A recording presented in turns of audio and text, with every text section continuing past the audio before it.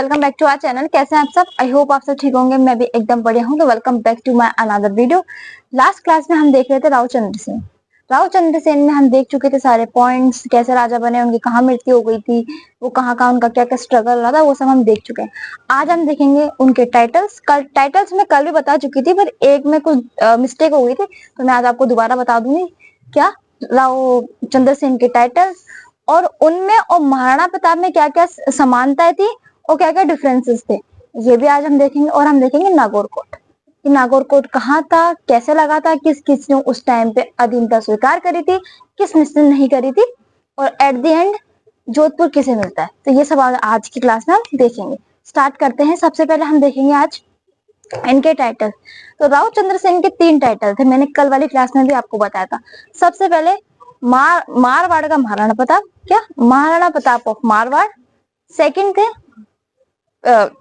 Sorry period of Pratap, मतलब इसका हिंदी में मतलब होता है कि जो प्रताप के पहले, मतलब जब महाराणा प्रताप का राज अभिषेक हुआ तो मैंने आपको बताया था कि महाराणा प्रताप के राज अभिषेक में चंद्रसेन भी शामिल हुए थे।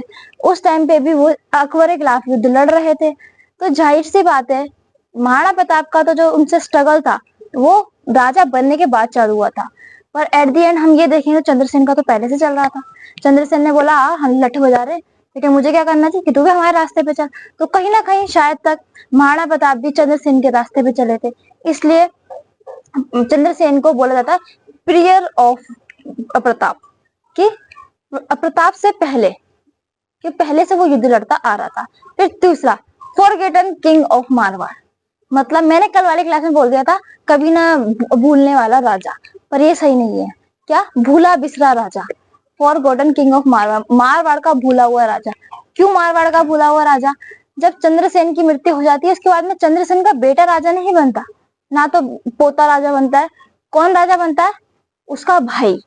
तो भाई के बाद भाई का बेटा बनेगा, फिर उसका बेटा बनेगा, तो चंद्रसेन की पीढ़ी तो वही खत्म हो गई। तो चंद्रसेन की पीढ़ी खत्म हुई तो फिर वो जो उसका भाई बनेगा मोटा राजा उदय सिंह, उसने इतना ज्यादा मेंशन करा नहीं इसके बारे में। किसके बारे में? चंद्रसेन के बारे में। दूसरी बात, चंद्रसेन का पूरा जो स्ट्रगल था वो सिर्फ पहाड़ियों में इधर से उधर घूमने में ही निकल गया, युद्ध करने में मतलब निकल गया। उसने कोई अपनी एक परमानेंट कैपिटल नहीं बसाई, कहीं वो एक जगह टिक के नहीं बैठा, तो इसलिए इसको लोग जानते भी नहीं थे। इसलिए मारवाड़ का भूला जाने वाला राजा कौन है? चंद्रसेन।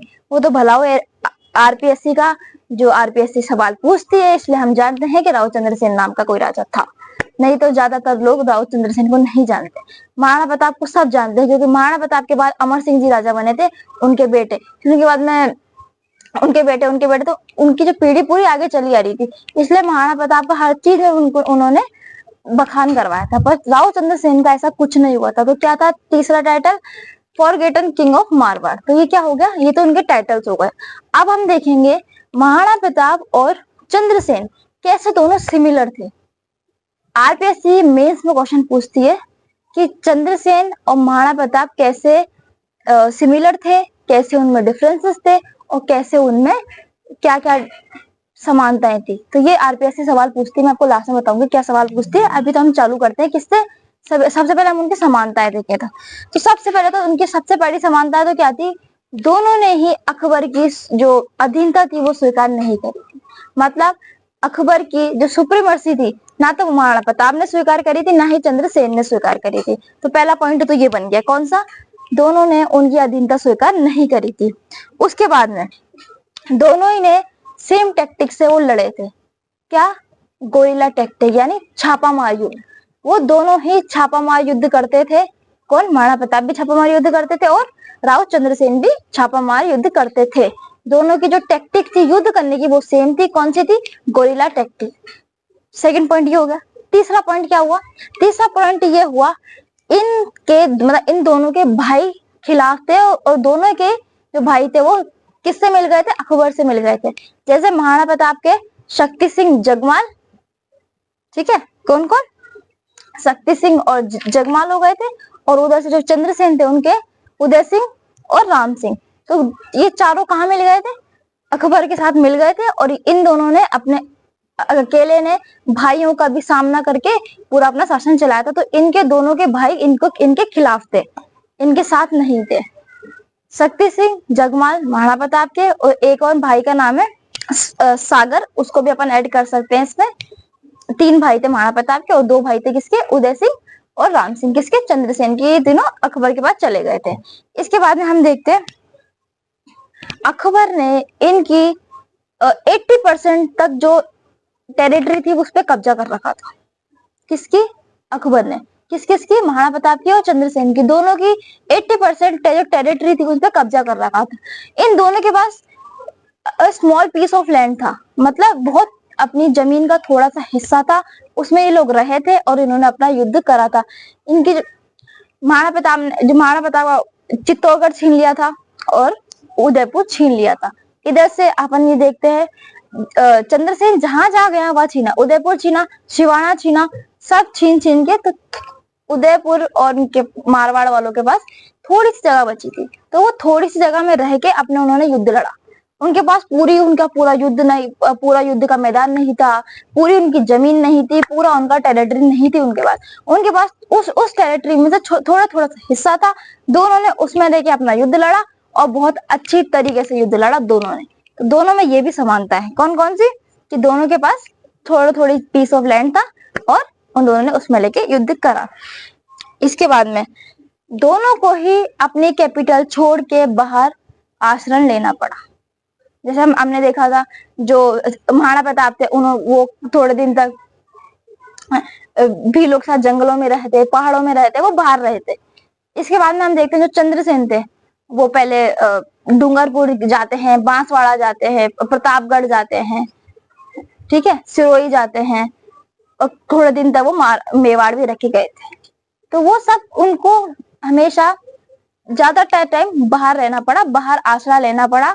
किसको, महाराणा प्रताप को भी बाहर आश्रय लेना पड़ा था और राव चंद्रसेन को भी बाहर आश्रय लेना पड़ा था अपनी टेरिटरी को छोड़ के। तो दोनों ने अपने बाहर आश्रय लिया था और युद्ध लड़ा था। अब देखो अकबर क्यों सफल नहीं हो पाया था। अकबर का जो दिमाग है वो 2 जगह लग रहा था, एक मारवाड़ में महाराणा प्रताप की तरफ लग रहा था, एक दूसरी तरफ चंद्रसेन के खिलाफ लगा था। वो कौन था, मारवाड़ का। तो आधी सेना तो मेवाड़ की तरफ रहती थी, आधी सेना मारवाड़ की तरफ रहती थी।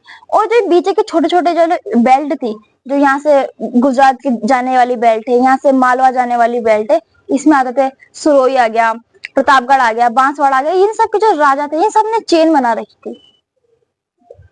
जैसे मान लो इन्होंने मारवाड़ में चंद्रसेन के खिलाफ युद्ध लड़ा, तो उधर से कोई डूंगरपुर वाला आक्रमण मतलब विद्रोह कर देता, फिर वो वहां जाते उसको शांत करने के लिए, फिर सुरोई वाले कर देता।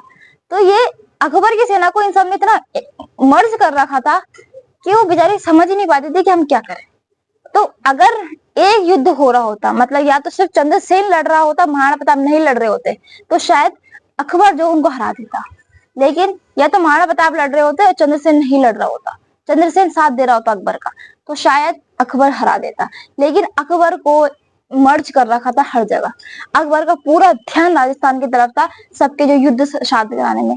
एक करता तो दूसरा बिगाड़ देता, दूसरा बिगाड़ता तो तीसरा बिगाड़ देता, ये सब चल के। तो इसलिए अकबर राजस्थान पे अपना हुकूमत नहीं हासिल कर पाया था, चाहे वो महाराणा प्रताप की तरफ से हो गई या फिर मेवाड़ की तरफ से हो गई। मेवाड़ में कौन थे, राव चंद्रसेन थे।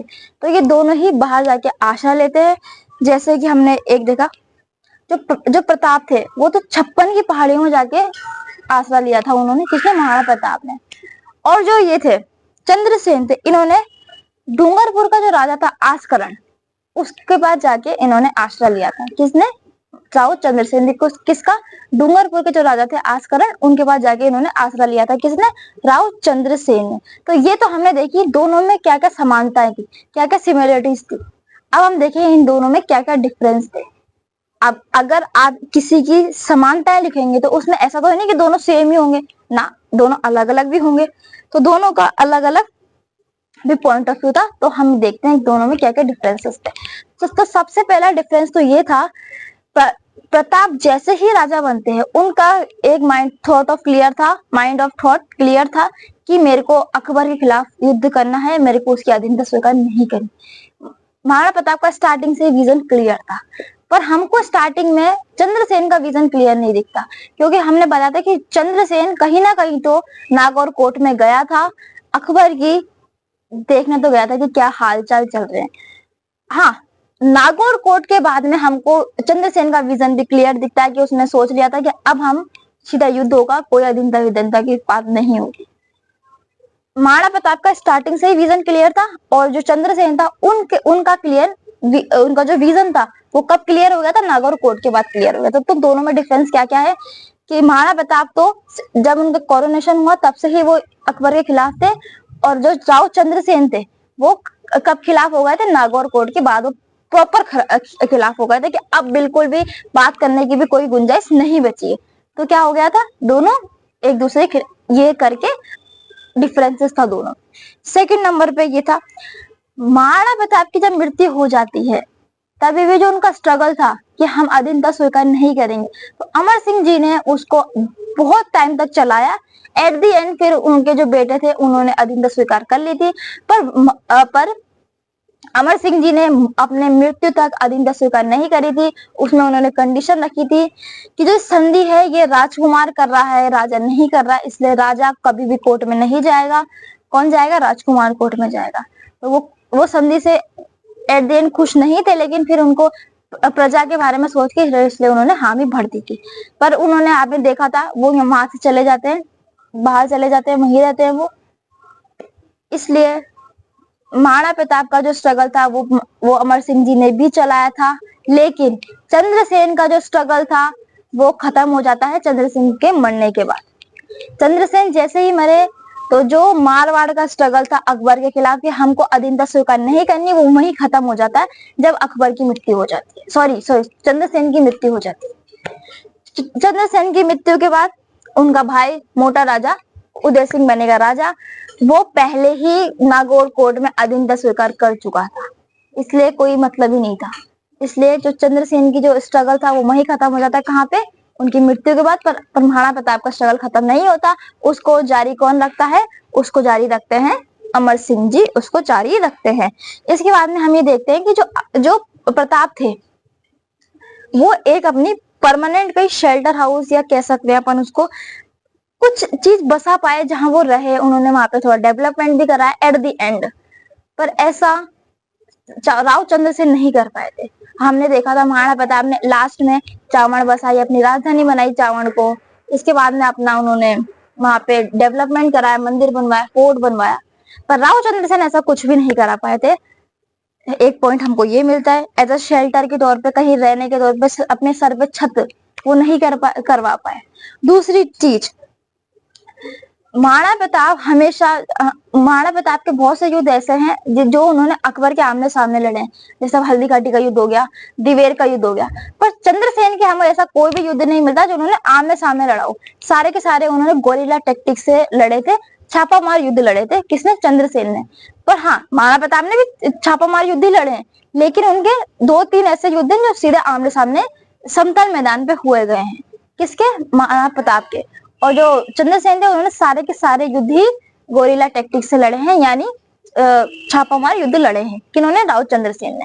और महाराणा प्रताप ने कुछ जो युद्ध है वो समतल में भी लड़े हैं, आमने सामने भी लड़े हैं, जैसे दिवेर का युद्ध हो गया और हल्दी घाटी का युद्ध हो गया। इसके बाद में हम देखते हैं कि इन दोनों में समानता और डिफरेंसेस तो हमने देख लिए। पर अगर आपसे आरपीएससी क्वेश्चन पूछती है कि बताओ ये दोनों क्यों सिमिलर है और आप इस बात से कितने % सहमत हैं, तो आप आंसर में लिखिएगा हाँ, हम इस बात से पूरी तरीके से सहमत हैं। पहले आप ये लिखिएगा इनमें क्या क्या समानताएं थी, फिर इनके डिफरेंसेस बताइएगा, फिर बताइएगा कि इन दोनों में ऐसी क्या चीजें जो इन दोनों को कॉमन बनाती है। हम देखें, अगर हम दोनों का योगदान देखें तो महाराणा प्रताप का योगदान ज्यादा है और चंद्रसेन का कम है। तो हम कैसे उनको दोनों को समान बोल सकते हैं? कैसे हम चंद्रसेन को मारवाड़ का महाराणा प्रताप बोल सकते हैं? हाँ जी, बोल सकते हैं। क्यों बोल सकते हैं? अब हम देखते हैं कि पहला पॉइंट ये है, एक तो जो ज्योग्राफिकल कंडीशन थी, किसकी? मारवाड़ की और मेवाड़ की, वो डिफरेंसेस था उसमें। जो मेवाड़ है वो पूरा पहाड़ी प्रदेश है, वहां पे बहुत सारी पहाड़ियां हैं, तो आराम से आप पहाड़ियों में रह के छापा मार युद्ध लड़ सकते हो। पर जो मारवाड़ है वो समतल इलाका है, प्लेन लैंड है, वहां पे पहाड़ नहीं है। रह दे के एक ही पहाड़ है वहां पे, शिवाना के पहाड़। बाकी वहां कोई भी पहाड़ नहीं है, तो वहां से छापा मार युद्ध करना बहुत मुश्किल था। तो ज्योग्राफिकल कंडीशन इनकी इतनी अच्छी नहीं थी, फिर भी राव चंद्रसेन ने अपनी लास्ट तक अधीनता स्वीकार नहीं करी, वो स्ट्रगल करते रहे, फिर भी उन्होंने युद्ध लड़े। जबकि उनके पास इतने संसाधन नहीं थे और उनके पास इतना कुछ जो फैसिलिटीज थी वो नहीं थी, उनके पास प्रॉपर लैंड नहीं थी, फिर भी उन्होंने युद्ध लड़े। सेकंड पॉइंट क्या था, महाराणा प्रताप को डोनर मिल गए थे, ताराचंद और भामाशाह, पर राव चंद्रसेन को ऐसा कोई नहीं मिला था। मारवाड़ मंगटों का देश था उस टाइम, तो उस टाइम वैसे भी सब कुछ अकबर लूट चुका था, सबके पास कुछ नहीं बचा था। रह दे के कुछ था तो पोखरण का किला था, तो राव चंद्रसेन को जैसलमेर वालों को पोखरण का किला बेचना पड़ा। इसके बाद में हमने देखा कि एक उनके पास लाल कर का हीरा था, वो मेवाड़ वालों को बेचा। अब अपने घर वालों की चीज बेच बेच के कब तक आदमी युद्ध लड़ेगा, नहीं लड़ पाएगा। तो दो पॉइंट क्या कहते हैं, क्यों सिविलियन नहीं थे, पहले तो उनके पास एक प्रॉपर जगह नहीं थी, ज्योग्राफिकल कंडीशन उनकी इतनी अच्छी नहीं थी जितनी मेवाड़ वालों की अच्छी थी, और उनके पास एक तो कोई फाइनेंशियल जो कोई मदद करने वाला कोई भी नहीं था, इसलिए वो युद्ध ज्यादा नहीं लड़ पाए। पर हम फिर भी बोल सकते हैं उन्होंने जिस बहादुरी से युद्ध लड़ा, इसलिए हम उनको महाराणा प्रताप ऑफ मारवाड़ कहने के पूरे पूरे योग्य हैं। तो ये क्वेश्चन आता है, तो ये वाला जब क्वेश्चन आए मेंस में तो लिख देना, पहले समानताएं लिख देना, फिर डिफरेंसेस लिख देना, फिर बता देना ऐसा क्यों था, क्यों हम उनको मारवाड़ का प्रताप बोलते हैं। अब हम देखेंगे नागौर कोट। मैंने पढ़ा था जब अकबर अजमेर गया था जियारत करने, तो वो नागौर कोट का आयोजन करता है। तो नागौर कोट कब लगाया गया था, 1570 एडी में, 1570 एडी में नागौर कोट लगाया गया था। किसने लगवाया था, अकबर ने लगवाया था।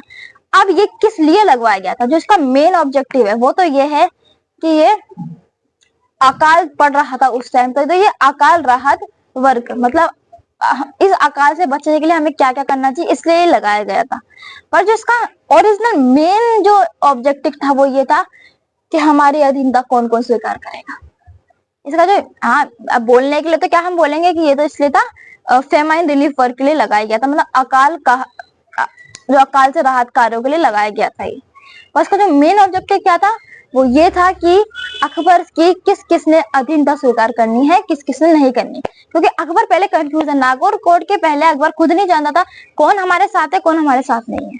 तो वो इसको बुलाता है, किसको, सब राजाओं को इनविटेशन देता है कि सब आओ नागौर में अपन मिलेंगे। तो वहां पे राव चंद्रसेन भी जाते हैं। मैंने आपको बताया था कल वाली वीडियो में कि कौन गया था वहां पे, जो राव चंद्रसेन भी गए थे। तो अब जब दरबार लगा तो अकबर पहला पॉइंट ये पूछता है, आप बताओ, ये तो हम बाद में करेंगे कि क्या क्या करना है सुधार के लिए, पहले ये बताओ कि कौन कौन हमारे अधीनता स्वीकार करता है। बहुत से लोगों ने तो कर ली, जो 50% किंग्स ने कर ली, जैसे कि कल्याण मालो बीकानेर, बीकानेर का कल्याण मल ने कर ली। इसके बाद में जैसलमेर के हर्राज ने कर ली, और उदय सिंह ने कर ली। किसका ब्रदर था वो, चंद्रसेन का ब्रदर था, जो अभी आगे जाके राजा बनेगा, मोटा राजा उदय सिंह। क्योंकि वो मोटा था थोड़ी, सोचो उसका नाम ही पड़ गया मोटा राजा उदय सिंह। तो उसने इसकी अधीनता स्वीकार कर ली। अब अकबर ने कहा यार अगर अपन ये करेंगे तो लोगों को अपना डाउट होगा कि ये ना इसलिए आया था ना, तो ये तो फालतू का इन्होंने बोला था कि अकाल का हाथ राहत करेंगे। तो अकबर वहां पे एक पॉन्ड बनाता है उस टाइम पे का, सूखा पॉन्ड। कहाँ पे बनवाता है, नागौर में वो कंस्ट्रक्शन करवाता है। कहाँ पे, नागौर में बनवाता है क्या, सूखा पॉन्ड। क्या बनवाता है, सूखा पॉन्ड बनवाता है। कहाँ पे, नागौर में। ये लोगों को लगे था कि नहीं हमने कुछ काम करा था, इनको ये तो यही लगेगा कि ये तो इसलिए अधीनता स्वीकार की बात करने आया था। तो किसने, तो अब हम इसकी इंपॉर्टेंस देखते हैं कि इसकी इंपॉर्टेंस क्या थी। अकबर ने 50% से ज्यादा राजाओं को बिना युद्ध लड़े अपनी डिप्लोमेसी से अधीनता स्वीकार करवाई। बिना युद्ध लड़े अपनी बात उसने मनवा ली थी वहां बैठ के कि युद्ध लड़ाई झगड़े में कुछ नहीं रखा, आप अधीनता स्वीकार कर लो, आप आपकी टेरिटरी में राज करो, मैं मेरी टेरिटरी में राज करूंगा। तो कितने परसेंट राजाओं को उन्होंने अपनी अधीनता स्वीकार कर ली थी, मैक्सिमम 70% लोगों को उन्होंने अपनी अधीनता स्वीकार करा ली थी। इसके बाद में हम ये देखते हैं कि जब जो राजा थे उन्होंने अधीनता स्वीकार कर ली, तो क्लियरली दो ग्रुप बन गए। एक बन गया जिन्होंने अधीनता स्वीकार कर ली, एक बन गया जिन्होंने अधीनता स्वीकार नहीं करी। एक तो जो मुगलों के सपोर्टर है, एक जो अपोनेंट्स है। सीधे सीधे दो ग्रुप बन गए थे, किसके, राजाओं के। इसके बाद में हम देखते हैं जो जो मुगल थे उन्होंने एक अपना नया इंडिपेंडेंट राजा का अपनी एक नई पॉलिसी चालू करी। पहले क्या हुआ करता था, राजा की मृत्यु हुई, जो जो सबसे योग्य बेटा होगा वो खुद या तो लड़ लेगा या उसके पापा बना जाएंगे या कुछ ना कर करके वो राजा बन जाता था। लेकिन जब मुगलों की इन्होंने सुप्रीमेसी एक्सेप्ट कर ली, अधीनता स्वीकार कर ली, तो जो मुगल थे मतलब अकबर जिसको चाहता था वो राजा बनता था। जैसे कि जो जयपुर में भगवंत दास जी राजा थे, भगवंत दास जी मरने के बाद कौन राजा बना? मान सिंह राजा बना। किसने बनाया? अकबर ने बनाया। इसके बाद में जो बीकानेर के राजा थे कल्याणमल, कल्याणमल के बाद में कौन राजा बना? कौन राजा बनेगा कल्याणमल के बाद में? राय सिंह। किसकी? उससे अकबर की उससे। मतलब जो मुगल जिसको चाहते थे वो राजा बनता था। वो सारा उन्होंने सिस्टम ही खत्म कर दिया था कि पहले पापा बनेंगे, वो जिसको बना के जाएंगे या तो वो बनेगा या फिर कोई जो दूसरा उनका बेटा होगा वो युद्ध करके लड़ेगा। ऐसा कुछ सब सिस्टम खत्म हो गया था। मुगल जिसको चाहते थे उसको राजा बना। एक तरीके से ये अच्छा भी था। मान सिंह भी बहुत अच्छे योद्धा बने, राय सिंह भी बहुत अच्छे योद्धा थे। मान सिंह ने सारे बैटल जीते, सिर्फ वो एक बैटल नहीं जीत पाया था। कौन सा? Battle of Haldighati. क्यों? महाराणा प्रताप के आगे किसी की चलती नहीं थी। वो कहते हैं ना, महाराणा प्रताप के आगे कोई बोल सकता है क्या? बस वो वाली बात है। तो महाराणा प्रताप के आगे जो हल्दीघाटी का युद्ध वो नहीं जीत पाया था, बाकी उन्होंने सारे युद्ध जीते थे। तो मान सिंह भी बहुत अपने आप में कैपेबल थे। जब इन सब में संधियां हो गई, युद्ध रुक गए, तो अब जब मैंने देखा आपको पहले बार, जब संधियां होती है युद्ध रुकते हैं तो पीसफुल जो एक एनवायरमेंट है वो डेवलप होगा। पीसफुल जब जो एक एनवायरमेंट है वो डेवलप होगा तो जो अपने आर्ट एंड कल्चर है उसको बढ़ावा मिलेगा। किसको मिलेगा? आर्ट एंड कल्चर को प्रमोशन मिलेगा, वो प्रमोट होगी। तो इसके बाद में आपने देखा होगा सबसे ज्यादा अगर आर्ट वर्क कल्चर एक्टिविटीज किसी के टाइम में डेवलप हुई है तो वो अकबर के टाइम में डेवलप हुई है। इसके बाद में बहुत पीक पे चला गया था आर्ट एंड कल्चर अपना। तो ये था, हमने देखा चंद्रसेन की जब मृत्यु हो जाती है उसके बाद 2 साल तक जो जोधपुर है उसको खालसा घोषित कर दिया। खालसा क्या होता है कि उसमें कोई राजा नहीं रहेगा, वो मुगलों के अंडर आएगी वो जमीन। कल्याणमल के 2 बेटे थे, एक तो राय सिंह थे और दूसरे पृथ्वीराज थे। पृथ्वीराज आगे जाके अकबर के दरबार में बहुत ऊंचे लेवल के कवि बनेंगे। और जो ये राय सिंह थे इनको जोधपुर का किला संभालने के लिए दिया था। कितने साल के लिए? 2 साल के लिए। जब चंद्रसेन की मृत्यु हो जाती है, किसको दिया था? बीकानेर का जो युवराज था। क्वेश्चन आता है कि कौन सा युवराज था जिसको जोधपुर संभालने के लिए दिया गया था 2 वर्ष के लिए? तो किसको दिया गया था? राय सिंह। राय सिंह कहाँ के राजकुमार थे? बीकानेर के राजकुमार थे। इसके बाद में जाके वो बीकानेर के राजा बनेंगे। उसके पहले वो क्या थे? राजकुमार थे। और कहाँ का उनको जो किला था वो संभालने के लिए दिया था? जोधपुर का किला संभालने के लिए दिया था। उसके 2 साल के बाद में मोटा राजा उदय सिंह को अकबर राजा बनाता है। वो अधीनता स्वीकार पहले ही कर चुके थे। इसके बाद में जो ये अधीनता वाला जो चक्कर है वो खत्म होता है और अब मोटा राजा उदय सिंह ये अधीनता स्वीकार पहले कर चुका होता है। तो फिर अब अकबर के अंडर ये टेरिटरी भी आने लग जाती है। इसके बाद की हम आगे पढ़ेंगे कल मोटा राजा उदय सिंह। आज हमने देखा राव चंद्रसेन। अगर आपको वीडियो अच्छी लगी इसे लाइक कीजिएगा, शेयर कीजिएगा, कमेंट कीजिएगा, subscribe to our YouTube channel with study with Himanshu. मिलेंगे नेक्स्ट वीडियो में।